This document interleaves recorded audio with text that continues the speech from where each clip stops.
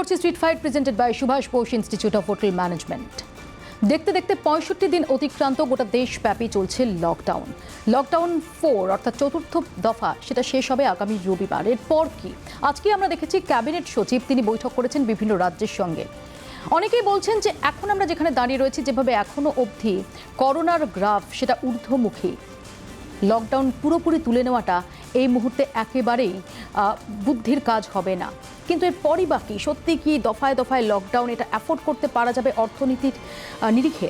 এইসব নিয়ে আমরা আজকে আলোচনা করব। আমাদের সঙ্গে যারা আজকে স্ট্রিট ফাইটে সরাসরি অংশ নিচ্ছেন তাদের সঙ্গে পরিচয় করে দিই। আমাদের সঙ্গে রয়েছেন অর্থনীতি বিশ্লেষক অনির্বাণ দত্ত, আমাদের সঙ্গে রয়েছেন ক্রিটিক্যাল কেয়ার বিশেষজ্ঞ ডক্টর পারমিতা ত্রিবেদী এবং আমাদের সঙ্গে রয়েছেন জনস্বাস্থ্য গবেষক অমিতাভ সরকার। আপনাদের তিনজনকেই স্বাগত জানাই। আমরা শুরুতে একবার দেখে নিই, লকডাউন আরও 2 সপ্তাহ বাড়ানোর পক্ষে সওয়াল করল রাজ্য সরকার। ক্যাবিনেট সচিবের সঙ্গে বৈঠকে অবস্থান জানালো রাজ্য, এমনটাই খবর নবান্ন সূত্রে। লোকাল ট্রেন চালুতেও আপত্তি জানিয়েছে রাজ্য সরকার। অন্যদিকে দেশে হঠাৎই করোনা সংক্রমণ বাড়ায় উদ্বিগ্ন কেন্দ্র। রাজ্য সচিবদের সঙ্গে বৈঠকে উদ্বেগ প্রকাশ করেন ক্যাবিনেট সচিব। পরিযায়ী শ্রমিকদের যাতায়াতে সংক্রমণ বেড়েছে, এই অবস্থায় কি করণীয় মতামত জানতে চাওয়া হয়েছে। রাজ্য জানিয়েছে এখন যা পরিস্থিতি তাতে এখনই লোকাল ট্রেন চালু করা উচিত হবে না, তাতে সংক্রমণ আরও বাড়তে পারে।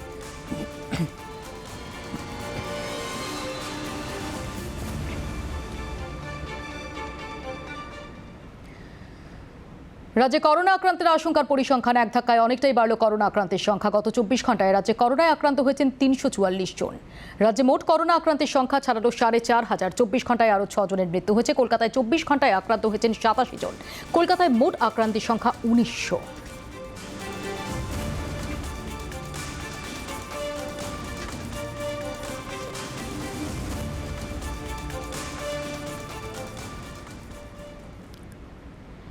আর আলোচনায় যাওয়ার আগে শুধু জানিয়ে রাখি যে গোটা দেশে গত 24 ঘন্টায় 6,566 জন নতুন করে আক্রান্ত হয়েছেন। আমি ঠিক এখানেই পারমিতা ত্রিবেদীর কাছে আসবো। ডক্টর ত্রিবেদী, যে জায়গায় আমরা দাঁড়িয়ে রয়েছি, প্রথম থেকে যে প্রশ্নটা ছিল যে প্রায় 2 মাসেরও বেশি সময় ধরে আমরা এই লকডাউনটাকে মেনে চলেছি।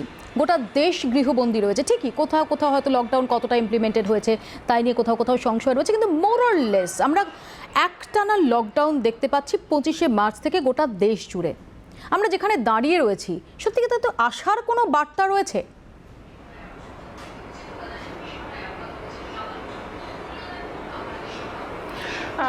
ডাক্তার হিসেবে আমার ডেফিনেটলি মনে হয় যে আশার একটা বার্তা রয়েছে। মার্চ মাসে যখন আমরা শুরু করি সেই তুলনায় আজকে আমরা অনেক ক্লিয়ার একটা পিকচার পাই যে আমাদের কি করতে হবে কি করতে হবে না। বেশিরভাগ পেশেন্ট মাইল্ড ক্যাটেগরি ডিজিজের আছে, কিছু মডারেট আছে এবং কিছু সিভিয়ার আছে। সেই সব সিভিয়ার কেসেসের মধ্যে আমরা কিছু ওষুধ দিয়ে কিছু পেশেন্ট ভেন্টিলেটর থেকে ফিরিয়ে এনে এমনকি বাড়িয়ে পাঠিয়েছি, যেটা হয়তো মার্চ মাসের প্রথম দিকে আমাদের পক্ষে খুব শক্ত হয়ে উঠেছিল। সুতরাং কিছুটা আমাদের অভিজ্ঞতা বেড়েছে, কিন্তু যেভাবে সংক্রমণ বেড়েই চলেছে এবং আমাদের তো জনসংখ্যাও অনেকটা বেশি, সেই কথা যদি মাথায় রাখি তাহলে হয়তো আরেকটু লকডাউন থাকলে আমাদের পক্ষে সুবিধা হতো। কেন আমাদের স্বাস্থ্য কাঠামোতে এতগুলো লোককে অ্যাকোমোডেট করাটা একটা মুশকিলের জায়গায় আসতে পারে। তো এর মধ্যে একটাই ভালো খবর, সেটা হচ্ছে মার্চ মাসের তুলনায় আজকে দাঁড়িয়ে ডাক্তার হিসাবে, ইন্টেন্সিভিস্ট হিসাবে আমি বলবো যে আগের থেকে একটু ভালো জায়গায় আমরা আছি। রিকভারি রেটও যে 42% হয়ে গেছে, 42%-এরও বেশি, এটাও কি একটা আশার আলো?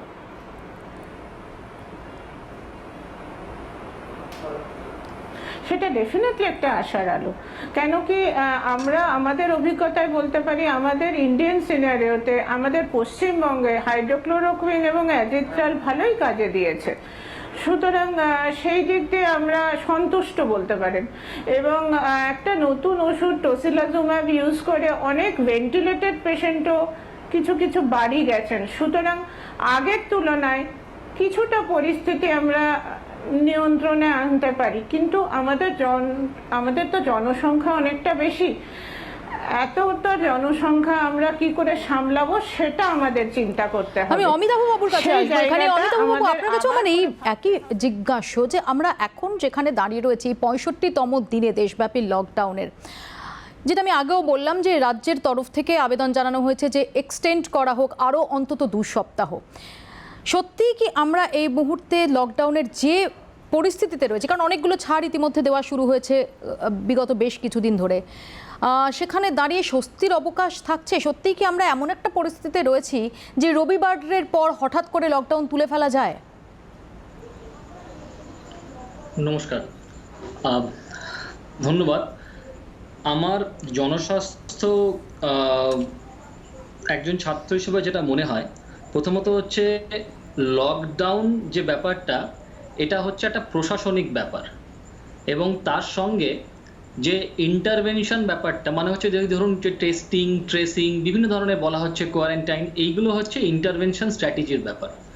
এবার আমি একটু জাস্ট আপনার কথাটার, আপনি যে প্রশ্নটা রাখলেন তার একটু ডেপথে গিয়ে কথাটা বলছি। সেটা হচ্ছে যে যখন মার্চের 24 তারিখ বা 25 তারিখে লকডাউনটা ঘোষণা করা হয়, তখন লকডাউনটা জরুরি ছিল, কারণ সেই মুহূর্তে ওভারঅল সারা দেশের সিনারিওটা কী ছিল সেটা বোঝা যাচ্ছিল না। কিন্তু লকডাউন কখনোই একটা লং টার্ম মেজার নয়, লকডাউন সর্বদাই একটা শর্ট টার্ম মেজার, জনস্বাস্থ্যে সেভাবেই দেখা হয়। এই শর্ট টার্ম বলতে কি বোঝাতে চাইছি, ম্যাক্সিমাম 14 থেকে 21 দিনের।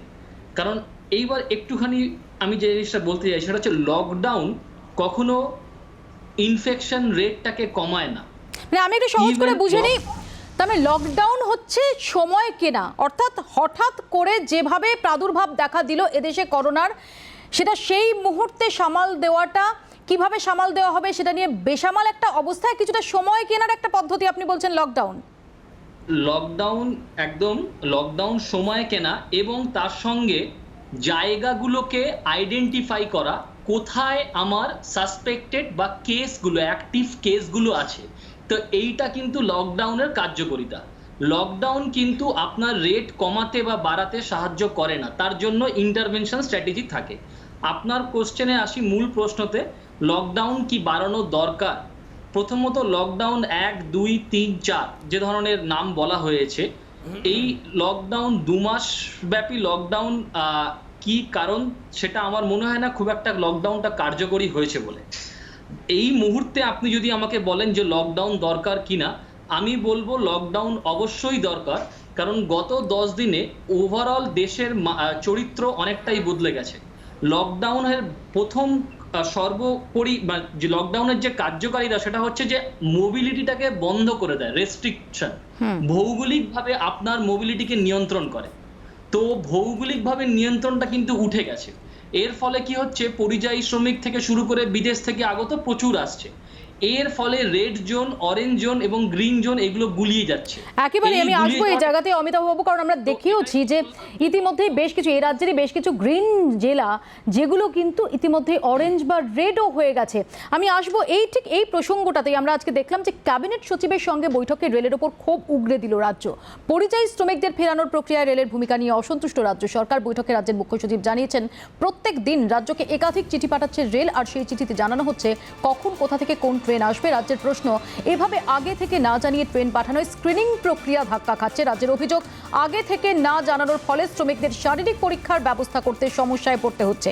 সুতপা সেন আমাদের সঙ্গে টেলিফোন লাইনে রয়েছেন। সুতপা, একটু আগেই তুমি যে খবরটা ব্রেক করলে যে গত 24 ঘন্টায় 344-এ পৌঁছেছে করোনা পজিটিভের সংখ্যা, নতুন করে 344 জন সংক্রমিত হয়েছেন, যেভাবে আজকে রাজ্যের তরফ থেকে ক্ষোভ উগরে দেওয়া হয়েছে, এই পরিযায়ী শ্রমিকদের আসার ক্ষেত্রে নিঃসন্দেহে, আমরা আবারও বলছি, পরিযায়ী শ্রমিকরা তারা ঘরে ফিরবেন। আজকে সুপ্রিম কোর্টও বলে দিয়েছে যে তাদের কেউ আটকাতে পারে না, কিন্তু তার জন্য যে প্রস্তুতি থাকা দরকার, যে প্রিপেয়ার্ডনেস থাকা দরকার, যাতে কোনোভাবে হেলথ প্রোটোকল কম্প্রোমাইজ না হয়, সেখানে এই না জানিয়ে আসাটা কি কোথাও অন্তরায় হয়ে যাচ্ছে রাজ্যের কাছে? একদমই তাই। এবং রাজ্য সরকার এতটাই এই বিষয়টা নিয়ে উদ্বিগ্ন এবং সমস্যায় যে আজকে ক্যাবিনেট সচিবের যে বৈঠক, সেই বৈঠকে মুখ্য সচিব তিনি কার্যত ক্ষোভ উগরে দিয়েছেন এবং বলছেন যে গত কয়েকদিন ধরে একাধিক সময়, সারা দিনের মধ্যে একাধিকবার রেল থেকে চিঠি পাঠিয়ে বলা হচ্ছে যে ট্রেন আসছে বিভিন্ন রাজ্য থেকে। এবং রাজ্যের যেটা বক্তব্য যে একটা ট্রেনে ন্যূনতম 1200 করে শ্রমিক থাকেন, কোনো কোনো ট্রেনে 1600 শ্রমিকও থাকে। এতজনের জন্য পরীক্ষার ব্যবস্থা করা, কোয়ারেন্টাইনের ব্যবস্থা করা, এটা যদি আগে থেকে রাজ্যকে না জানানো হয়, বারবার যেটা রাজ্য সরকার বলছে যে আগে থেকে জানানো হোক, কেন সেটা করা হচ্ছে না? এর ফলে কিন্তু প্রোটোকল মেনে, গাইডলাইন মেনে কাজ করতে রাজ্যের সমস্যা হয়ে যাচ্ছে। কারণ তুমি বুঝতেই পারছো যে একসঙ্গে এতজনকে পরীক্ষার ব্যবস্থা করা, তারপরে প্রয়োজনে তাদেরকে কোয়ারেন্টাইনে রাখার ব্যবস্থা করা, এই সমস্তগুলো করতে হচ্ছে। কাজে যদি আগে থেকে যদি ট্রেনে টাইম জানিয়ে দেওয়া হয় তাহলে রাজ্য সেই ব্যবস্থাটা করতে পারে। কারণ এখানে প্রচুর ম্যান পাওয়ারের ব্যাপার থাকে, অনেক ম্যান পাওয়ারকে ইনভলভ করতে হয়। স্বাভাবিকভাবেই বারবার বলা সত্ত্বেও যখন শুনছে না, আজকে ক্যাবিনেট সচিবকে একেবারে নিজেদের ক্ষোভের কথা উগড়ে দিলেন রাজ্যের মুখ্য সচিব রাজীব সিনহা। আপাতত তোমায় ধন্যবাদ সুতপা। আমরা এই প্রসঙ্গে আলোচনায় ফিরবো, কিন্তু একই সঙ্গে যদি লকডাউন ক্রমশ তার মেয়াদ বৃদ্ধি হয়, ঠিকই যে অনেকগুলো ইকোনমিক অ্যাক্টিভিটি সেগুলো শুরু হয়েছে ইতিমধ্যে, অন্তর্দেশীয় বিমান চলাচল শুরু করেছে, আজকে থেকে কলকাতাতেও ডোমেস্টিক ফ্লাইট শুরু হয়েছে, ট্রেন, স্পেশাল ট্রেন চলাচল শুরু হয়েছে, কিন্তু তা সত্ত্বেও পুরোদমে অর্থনৈতিক অ্যাক্টিভিটি যদি শুরু করা না যায় তাহলে তার তো একটা সুদূর প্রসারী প্রভাব যায়। ইতিমধ্যেই অনেকে আশঙ্কা ব্যক্ত করতে শুরু করেছেন, তার কি হবে? অনির্বাণ দত্তের কাছে এই প্রসঙ্গ নিয়ে আসবো, ছোট্ট একটা বিরতির পর ফিরছি, দেখতে থাকুন স্ট্রিট ফাইট।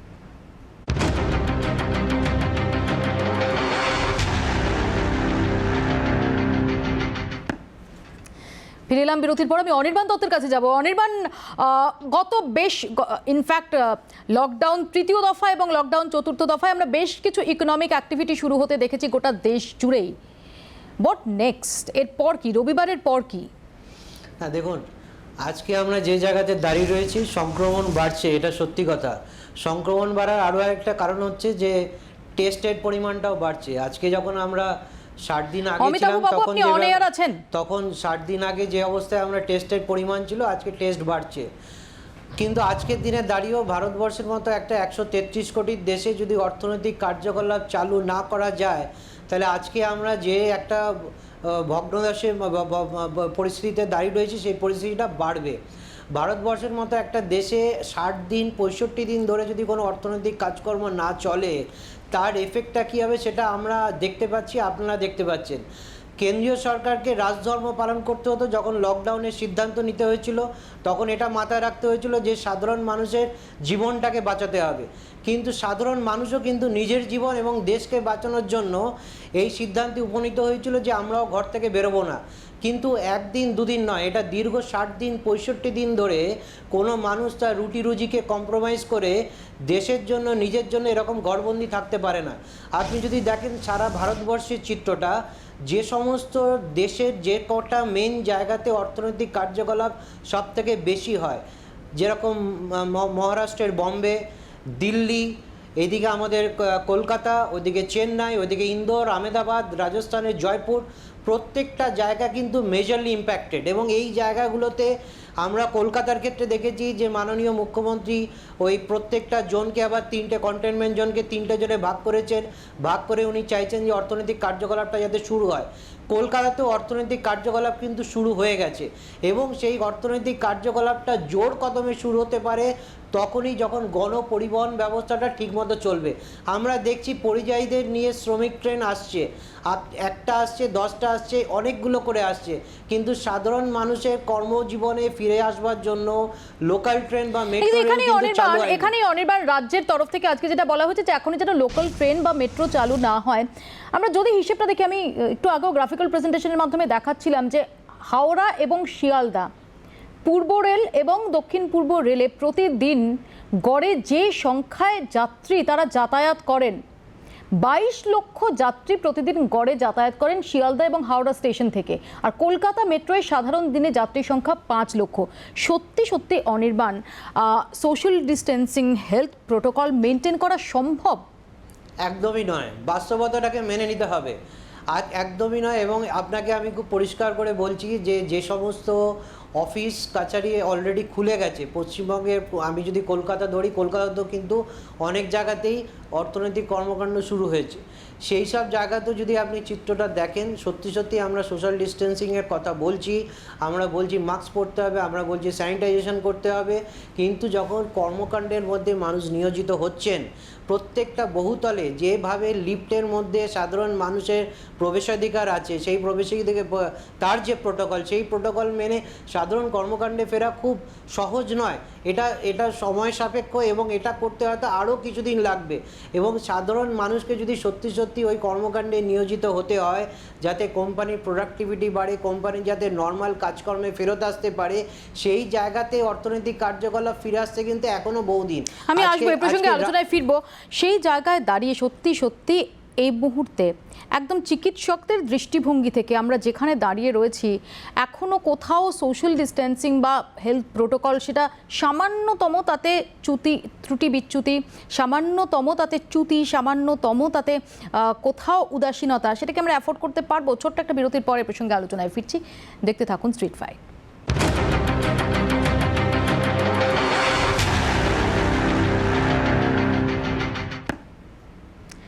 ফিরিলাম বিরতির পর। আপনারা দেখছেন street fight, presented by Subhash Bose institute of hotel management. আরও একবার আপনাদের জানিয়ে রাখি, আজকে ক্যাবিনেট সচিব তিনি যে বৈঠক করেছিলেন বিভিন্ন রাজ্যের সঙ্গে, সেখানে পশ্চিমবঙ্গের তরফ থেকে লকডাউন আরও অন্তত 2 সপ্তাহ এক্সটেন্ড করার পক্ষে মত দেওয়া হয়েছে।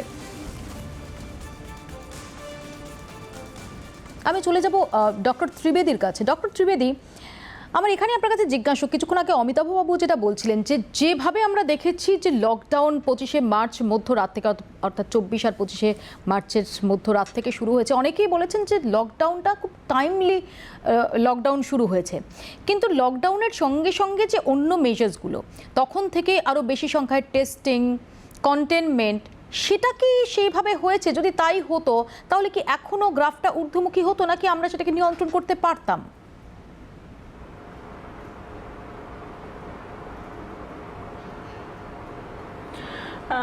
ডেফিনেটলি আমরা আরেকটু টেস্টিং বা আরেকটু এইগুলো সাবধানতা অবলম্বন করতে হয়তো পারতাম, কিন্তু প্রশ্নটা হচ্ছে তখন আমরা সেইভাবে তো তৈরি হইনি। পৃথিবীতে কেউই তো আমরা করোনাটা আগে থেকে জানতে পারিনি, কিন্তু সেই তুলনায় আমাদের দেশের যে জনসংখ্যা, সেই তুলনায় আমরা যেখানে আছি সেই জায়গাটা খুব খারাপ বলে আমরা বলবো না। প্রবাবলি যেহেতু আমরা টাইমলি লকডাউন করেছিলাম, তাই হয়তো অনেক সংখ্যক জীবন আমরা বাঁচাতেও পেরেছি। কিন্তু আমাদের নিজেদের মধ্যে, সরকার একটা জিনিস চাপিয়ে দেওয়া আলাদা কথা, কিন্তু নিজের মধ্যে যদি আমি সেলফ ডিসিপ্লিন না আনি, যদি আমি নিজেই সোশ্যাল ডিস্টেন্সিং না মানি, তাহলে তো এটা বন্ধ করতে পারবেন না। তাহলে লকডাউন, আমার এখানেই প্রশ্ন যে তাহলে রবিবারের পর আমরা যদি ধরেও নিই লকডাউন 5 হচ্ছে, হয়তো আরো কিছু নতুন শর্ত দিয়ে কিছু এটা শিথিল করে হচ্ছে, কিন্তু শেষ কোথায়? লকডাউন 5, লকডাউন 6, এইভাবে তো একটা এরকম বড় দেশে চলতে পারে না। ইতিমধ্যেই আমরা দেখছি বহু মানুষের জীবন জীবিকা সেটা বড়সড় প্রশ্ন চিহ্নের মুখে দাঁড়িয়ে। আপনি যেটা খুব গুরুত্বপূর্ণভাবে বললেন যে নিজের শৃঙ্খলার বিষয়টা, আত্মনিয়ন্ত্রণ এবং শৃঙ্খলার ব্যাপারটা, সেটা কতটা ইম্পর্টেন্ট এই মুহূর্তে দাঁড়িয়ে সরকার সেটার উপর জোর দেবে, নাকি ইম্পোজড লকডাউনের পথে হাঁটবে?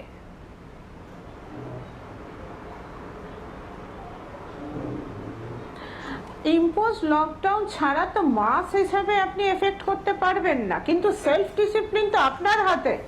সেইটুকু তো মানুষ হিসাবে, সামাজিক জীব হিসাবে আমি নিজেরটা করতে পারি, সেটা করলে অনেকটা হয়। অমিতাভবাবুর কাছে আমি এই প্রশ্ন নিয়ে আসবো যে অমিতাভবাবু, তাহলে উপায়টা কোথায়? আপনি যেটা বলছেন যে লকডাউন সেটা অনন্ত লকডাউন চলতে পারে না, সেটা একটা নির্দিষ্ট সময়সীমা হতে পারে। আমরা ইতিমধ্যে দেখলাম যে 65 দিন আমরা পেরিয়ে এসেছি, এবার কি রবিবারের পর তাহলে কি করতে হবে?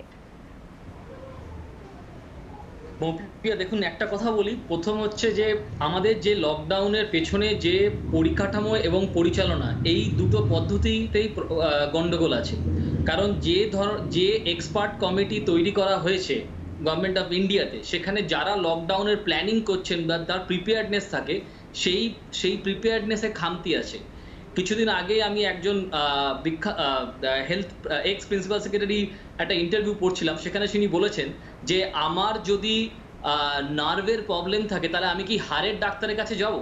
তো এখানে প্রবলেম হচ্ছে একটা জনস্বাস্থ্যের প্রবলেম। জনস্বাস্থ্যের প্রবলেমে জনস্বাস্থ্য কোথায় আছে এখানে? তো এই জিনিসটা আমাদের বুঝতে হবে। আমি যেটা বলছিলাম 25 তারিখে লকডাউন একদম ঠিক, কিন্তু লকডাউন যেভাবে শুরু করা হয়েছে সেটা মানে অমানবিক এবং সেটা কোনো পরিকল্পনাহীন।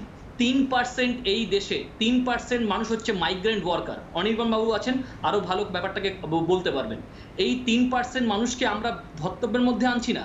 আজকে যখন রাজনৈতিক প্রেশার বাড়ছে, সামাজিক প্রেশার বাড়ছে, তখন আমরা পরিযায়ী শ্রমিকদেরকে নিয়ে আসছি।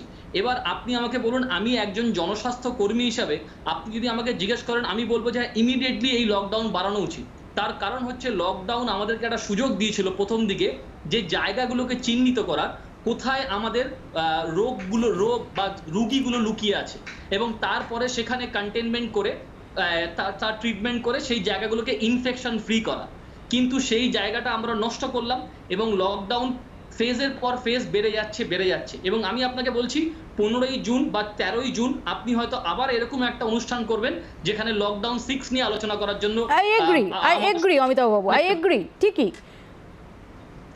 তো আমার মনে হয় যে এই জায়গাটাতে ব্যাপারটা হচ্ছে লকডাউনটা হচ্ছে একটা প্রশাসনিক জিনিস, জনস্বাস্থ্যের সেখানে ইন্টারভেনশন স্ট্র্যাটেজি।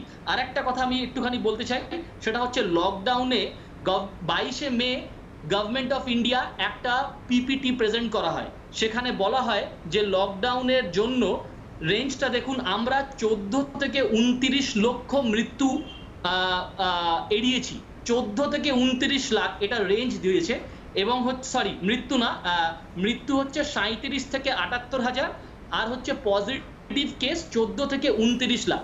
এর রেঞ্জটা অনেক বেশি। তার মানেই বুঝতে পারছেন যে আমরা কিন্তু সঠিক গণনা, সঠিক অ্যাসেসমেন্ট বা সঠিক ক্যালকুলেশন বা সঠিক গেস করতে পারছি না। তার কারণটাই হচ্ছে লকডাউনের সাফল্য হচ্ছে সেখানেই কত তাড়াতাড়ি আমরা লকডাউন থেকে বেরিয়ে আসতে পারবো। এই নির্দিষ্ট এক্সিট প্ল্যানটা, আমি একটু অনির্বাণের কাছে আসবো। নিঃসন্দেহে এটা ডেফিনেটলি পলিটিক্যাল অ্যাসপেক্ট আছে, পলিটিক্যাল ডিবেটের অ্যাসপেক্ট আছে, আমি সে প্রসঙ্গে যাচ্ছি না। কিন্তু আমি অনির্বাণের কাছে বলছি একদম অর্থনীতির দৃষ্টিকোণ থেকে একটা নির্দিষ্ট এক্সিট প্ল্যান কি দেখা যাচ্ছে আদৌ অনির্বাণ? দেখুন, এটা সত্যি কথা যে করোনার বিপদ আছে এবং এই বিপদটা সাধারণ মানুষও কিন্তু বুঝতে পেরেছিল। প্রথম দিন থেকে কিন্তু মানুষ সহনশীল ছিল। প্রধানমন্ত্রী যেভাবে আবেদন করেছিলেন সেই আবেদনের ভিত্তিতে সব মানুষ নিজের রুটি রুজি ভুলে গিয়ে কিন্তু দেশের এই মহান কাজে কিন্তু সবাই ব্রতী হয়েছিলেন।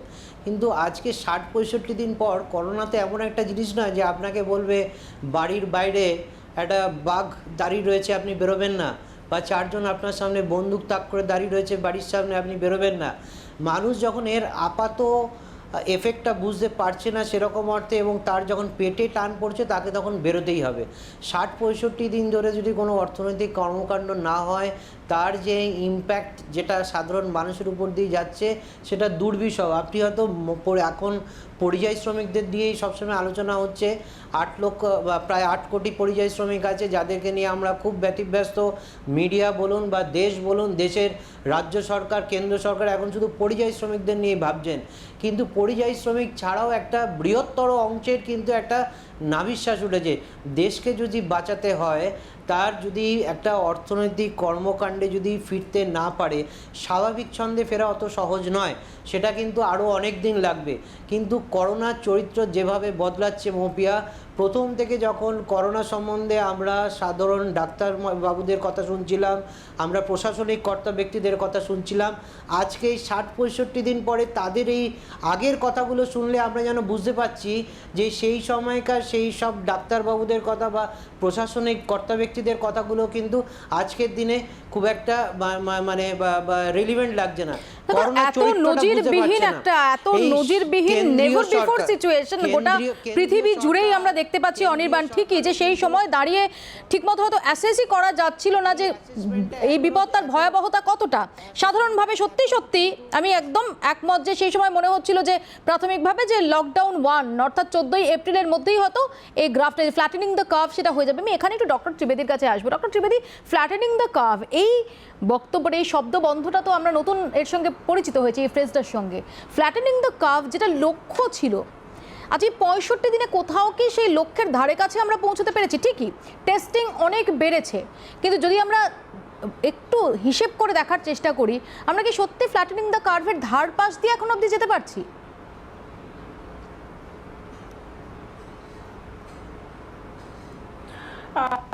আগের যদি টেস্টিংটা ঠিক ততটা না হয়ে থাকে তাহলে স্ট্যাটিস্টিক্স তো সেইভাবে আমার কাছে ঠিক মতো আসছে না। কিন্তু আপনি যদি অ্যাজ আ ক্লিনিশিয়ান জিজ্ঞেস করেন তাহলে আগের থেকে কিন্তু আমাদের পরিস্থিতি মোকাবিলা করার ক্ষমতাটা বেটার, কেন এখন জানি আমরা যে কি কি করতে হবে বা কি কি করতে হবে না। যেটা আগে সবচেয়ে নতুন ছিল সেটা এখন কিছুটা হলেও একটু পুরনো হয়েছে, সুতরাং মোকাবিলা করার ক্ষমতাটা কিন্তু বেড়েছে আমাদের। কিন্তু একই সঙ্গে ভাবতে হবে অর্থনীতি। মানে আমি এখানে ডক্টর ত্রিবেদী একটু জানার চেষ্টা করবো লেম্যান হিসেবে যে কোন শব্দটা আমরা ব্যবহার করব, মোকাবিলা বলবো না আমরা অ্যাডজাস্ট করে। ঠিকই, ক্লিনিক্যালি আপনারা মোকাবিলা করছেন বলেই, যেটা আপনি একটু আগেও বললেন যে ভেন্টিলেটর থেকেও আপনারা রোগীদের বার করে আনছেন। আর যারা সাধারণভাবে ধরা যাক অ্যাসিমটোমেটিক, ধরা যাক তারা সরাসরি সংক্রমিত হননি, এই অংশের যে মানুষ, যে বড় অংশের যে জনগণ দেশের, তাদেরকে এই অ্যাডজাস্ট করাটাই ভবিতব্য এই মুহূর্তে।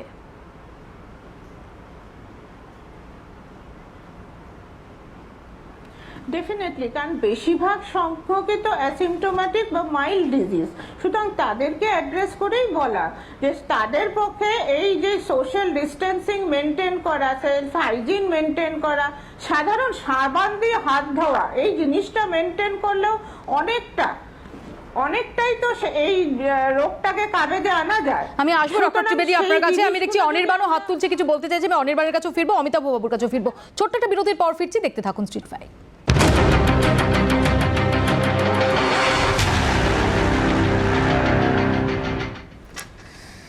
আমরা আলোচনার শেষ পর্যায়ে চলে এসেছি। আমি বিরতিতে যাওয়ার আগে অনির্বাণ কিছু বলতে চাইছিল। অনির্বাণ, আমি বলছি দেখুন, লকডাউন যে কোনো দেশের ক্ষেত্রেই লকডাউনটা হচ্ছে একটা মানে বাইং দ্য টাইম, ঠিক আছে, যে সাধারণভাবে লকডাউন 14 দিন 21 দিন হলো, আমি সেই সময়ের মধ্যে আমার ইনফ্রাস্ট্রাকচারটাকে রেডি করছি, বা আমি বিভিন্ন করোনার চরিত্র কি সেটা বুঝতে পারছি, এবং সেই অনুযায়ী কী ট্রিটমেন্ট হতে পারে, দেশে বিদেশে কী হচ্ছে সেই অনুযায়ী আমার একটা পরিকল্পনা করার সময় কেনার জন্যই কিন্তু লকডাউন। এই লকডাউন যদি একটা দীর্ঘকালীন ভিত্তিতে চলে, 60 দিন ধরে চলে, তাহলে কিন্তু যে কোনো দেশের অর্থনীতি কিন্তু শুয়ে পড়বে। ভারতবর্ষেরও সেটাই হয়েছে। ভারতবর্ষ কিন্তু খুব একটা উন্নততর দেশ নয়, গরিব দেশ। সেখানে যদি ইকোনমিক অ্যাক্টিভিটি যদি শুরুও হয়, আমরা যদি ধরে নিই যে এখন অবধি শপিং মল ডেফিনেটলি সেগুলো খোলার কোনো সম্ভাবনা নেই, রেস্তোরাঁ, ট্যুরিজম সেটা ভীষণ খারাপভাবে ক্ষতিগ্রস্ত, তার উপর একটা বড় ধাক্কা এসেছে। অর্থাৎ যে বড় বড় ক্ষেত্রগুলো, সেগুলোর উপর তো প্রভাব পড়ছে। সেক্ষেত্রে দাঁড়িয়ে আমরা কতদিন এটা কন্টিনিউ করতে পারবো? দেখুন, সেই জায়গাগুলো যে স্পেসিফিক্যালি বলছেন ট্যুরিজম, সেইগুলোর উপর ইম্প্যাক্ট হয়েছে, এবং এগুলো কিন্তু 6 মাস 7 মাসের মধ্যে যাবে না, এটা সময় লাগবে। কিন্তু যেই সেক্টরগুলো আপাতভাবে ইম্প্যাক্টেড নয়, কিন্তু লকডাউনের জন্য তার কার্যকলাপ শুরু হচ্ছিল না, সেক্ষেত্রে কিন্তু সরকারকে একটা ব্যালেন্স করতে হবে। জীবন আগে না জীবিকা আগে, সেটা নিয়ে কথা অনেক হয়ে গেছে।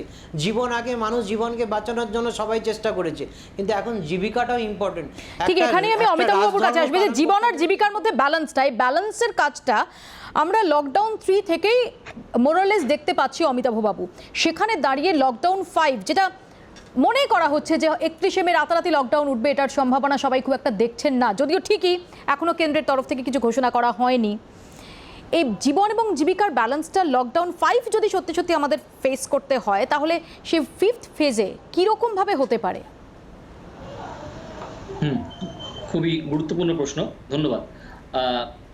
দুটো পয়েন্ট আছে। প্রথম পয়েন্টটা হচ্ছে যে লকডাউনের সাফল্য কিন্তু কখনোই আমরা কত মৃত্যু এড়াতে পারছি বা কত কোভিড পজিটিভ কেস এড়াতে পারছি তার উপরে বিচার করা উচিত নয়, এবং সেটাই কিন্তু ঠিক করা হচ্ছে এখানে। লকডাউনের সাফল্য হচ্ছে কত তাড়াতাড়ি লকডাউন থেকে বেরিয়ে আসতে পারবো। তাহলে এবার বুঝতে পারছেন যে লকডাউন 4 থেকে 5 গেলে কি সাফল্য আমরা অর্জন করেছি। দ্বিতীয় পয়েন্ট হচ্ছে যে লকডাউন থেকে বেরোনোর উপায়টা কি, তার জন্য ইন্টারভেনশন স্ট্র্যাটেজি যেটা আছে, সেই ইন্টারভেনশন স্ট্র্যাটেজি চেঞ্জ করা। ছোট্ট একটা উদাহরণ হচ্ছে যে এই মুহূর্তে কিন্তু লকডাউন আমরা যেভাবে কোভিড পজিটিভ কেসকে ধরার চেষ্টা করছি, সেটা হচ্ছে বেসড অন সিমটোমেটিক, মানে কারুর যদি সিমটম দেখা যায় তাহলে ধরছি। ইন্টারভেনশন স্ট্র্যাটেজি ওখান থেকে চেঞ্জ করে করতে হবে হচ্ছে অ্যাসিমটোমেটিক কেসকে আমরা কিভাবে ধরবো, তাহলেই আমরা করতে পারবো। এবং 22শে মে আবার আমি রিপোর্টটায় ফিরে যাই, সেখানে দেখা যাচ্ছে অলমোস্ট 80% কেস মেজর 10টা স্টেটের মধ্যে আছে, 70% কেস মোটামুটি ভাবে 10টা সিটির মধ্যে আছে, মেট্রোপলিটন, তার মধ্যে কলকাতাও আছে। তার মানে হচ্ছে কিন্তু এটা হাতের বাইরে যায়নি, আমাদেরকে এরিয়া ওয়াইজ লকডাউনের দিকে যেতে হবে, নট ইন লকডাউন 5। খুব গুরুত্বপূর্ণ একটা পয়েন্ট তুলেছেন। আমার একদম সময় সংক্ষিপ্ত, আমি ডক্টর ত্রিবেদী দেখছিলাম সম্ভবত সহমত পোষণ করছেন। ডক্টর ত্রিবেদীর কাছে আসবো। ডক্টর ত্রিবেদী,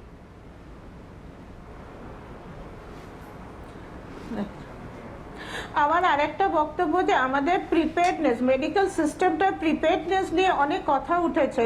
সেখানে আমার একটা বক্তব্য যে ইন্টারনাল মেডিসিনে আমাদের ডাক্তার খুব কম। আমরা সকলেই জানি ইটালিতে ভেন্টিলেটর ছিল না। আমার প্রশ্ন হচ্ছে, ভেন্টিলেটর থাকলেও ভেন্টিলেটর চালাবার মানুষ আছে তো? আমাদের পাঠ্যক্রমে এমবিবিএস কালে internal medicine, intensive care medicine পড়ানো হয় না। বাচ্চারা কিন্তু ভেন্টিলেটর চালাতে শেখে না। সেই জায়গাটা আমাদের তৈরি করতে হবে, আরো প্রশিক্ষণ চাই। করোনা কিন্তু আমাদের শিখিয়ে গেছে যে যখন ইন্টেন্সিভ কেয়ার মেডিসিন লাগবে, আরো ডাক্তার লাগবে, আরো হ্যান্ডস লাগবে। একেবারে অনেক ধন্যবাদ ডক্টর ত্রিবেদী, অমিতাভ বাবু ধন্যবাদ, অনির্বাণ ধন্যবাদ আপনাকেও। আমাদের সময় একদম শেষ, এখানেই শেষ করতে হবে। ঠিক লকডাউন 4 সেটা শেষ হওয়ার 3 দিন আগে আমরা দাঁড়িয়ে রয়েছি এবং এখনো আমরা নিশ্চিত নই যে সোমবার থেকে কি হতে চলেছে রোডম্যাপ। শনিবারের মধ্যে রাজ্যগুলির কাছ থেকে পরামর্শ চেয়েছে কেন্দ্র। লকডাউন 5 অবশ্যম্ভাবী অনেকে মনে করছেন, যেটা আমি আগেও বললাম, যে রাজ্য এই মুহূর্তে আরও 2 সপ্তাহ লকডাউনের পক্ষপাতী। কিন্তু তার মধ্যে কি কি ছাড় হবে, কোন রূপে লকডাউন 5 যদি দেখা যায় তাহলে সেটা কোন রূপে দেখা যাবে, এবং সবচেয়ে বড় প্রশ্ন যে জীবন এবং জীবিকার মধ্যে ব্যালেন্সটা কিভাবে করা যাবে, সেটার উত্তর হয়তো এর মধ্যেই পাওয়া যাবে। কোনো কোনো সূত্রে বলা হচ্ছে যে হয়তো প্রধানমন্ত্রীর মন কি বাতেই এর উত্তর মিলবে। সেদিকে আমরা তাকিয়ে থাকবো। আপাতত স্ট্রিট ফাইট এখানেই শেষ করছি। দেখতে থাকুন জি 24 ঘন্টা।